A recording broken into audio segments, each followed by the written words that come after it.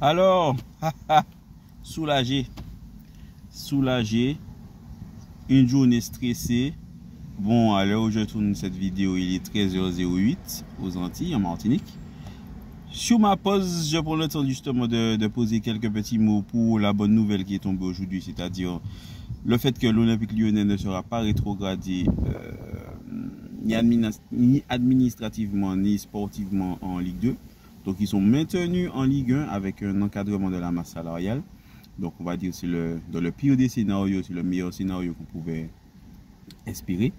Et donc vraiment soulagé que justement ce badge-là, il est toujours d'actualité. On dirait ça comme ça.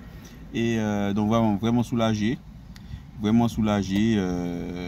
On connaîtra au fur et à mesure tous les tenants et aboutissants de la décision, mais ce qui est déjà acté, c'est que Lyon, voilà, pourra enfin débuter sa pré-saison et travailler pour pouvoir venir le plus compétitif possible en Ligue 1. Et justement, quand on dit ça, on se pose la question parce que ce sera avec qui?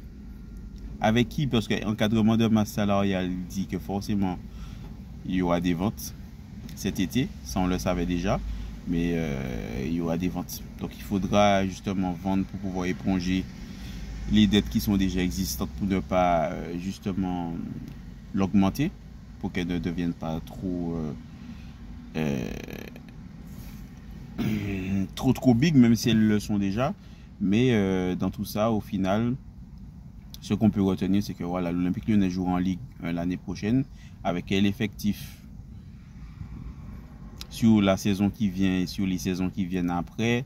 Ça c'est la bonne question. Ça vraiment c'est la bonne question parce qu'on sait qu'il faudra qu'on vende. Donc les joueurs à fort faire leur marche comme Lucas Perry, Malik Fofana, Georges Mukotadze. Même si Georges Mukotadze veut s'imposer à Lyon, moi j'ai bien envie qu'il reste, mais est-ce qu'il restera dans ce contexte-là où le club a forcément besoin de vendre pour pouvoir faire rentrer du cash? Je se pose des questions. Quid de Maitland Nice, Saël Koumbedi, les joueurs comme ça. Poser des gars comme Matic, peut-être que l'histoire est déjà terminée, d'autant plus qu'il est en froid avec l'entraîneur. Mais vraiment, et ouais, il faut pas oublier aussi que il est suspendu jusqu'à novembre, je crois, ou jusqu'à septembre par le Fonseca. Donc on recommence une saison de nouveau sans coach sur le banc, avec un intérim à ce niveau-là. Donc vraiment, quid de l'effectif qui sera justement présenté lors de la première journée de Ligue 1. En fait, déplacement ou réception, j'aurais ces déplacements à Lens directement. Donc, confrontation directement avec Pierre Sage. Journée numéro 3, on va rencontrer l'Olympique de Marseille. Ça va commencer sous les chapeaux de roue. Moi, perso, j'attends pas grand-chose de cette première partie de saison parce que je sais que ce sera compliqué. D'ailleurs, Lyon a commencé sa préparation quand même un peu tard.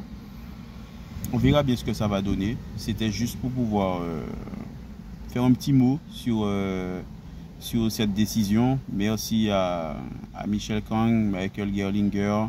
J'ai oublié comment s'appelle l'intervenant de Ares qui est venu intervenir aussi devant la DNCG aujourd'hui. Je pense qu'ils ont dû faire des efforts considérables financièrement parlant, donner des garanties qui font que justement si la décision elle a été changée, c'est qu'ils ont apporté beaucoup plus de certitude qu'un certain Sextoy n'a pas pu amener. Et même s'il est toujours président et toujours à la tête de Eagle Football Holding, j'espère vraiment qu'il ne remettra plus les pieds à Lyon parce que je pense qu'il est vraiment persona non grata et il faudrait vraiment qu'il fasse attention à lui. Dans les autres clubs qu'il dirige également, même si bon, Botafogo il le porte en très haute estime, vraiment il doit vraiment faire attention et rester le plus loin que possible des décisions prises et aussi de la ville de Lyon. Parce qu'il n'est plus le bienvenu, c'est sûr et certain. Et je pense qu'il ne devait pas être le bienvenu dès le début. Malheureusement, voilà, on l'a trop bien accueilli. Mais bon, voilà. Juste une petite intervention pour montrer mon soulagement et pour montrer que même si bon, les collègues se foutaient de ma gueule ce matin et tout, mais même si dans la défaite, dans la victoire, dans la douleur comme dans le bonheur, Lyonnais pour toujours dans le cœur. Donc voilà, Sur ce, mes amis lyonnais et amis lyonnaises, je vous souhaite une bonne journée. Je pense que c'est déjà une fin de journée chez vous. Mais c'est l'été, donc il doit faire beau super tard. Bonne fin de journée à vous et l'OL est une merveilleuse équipe.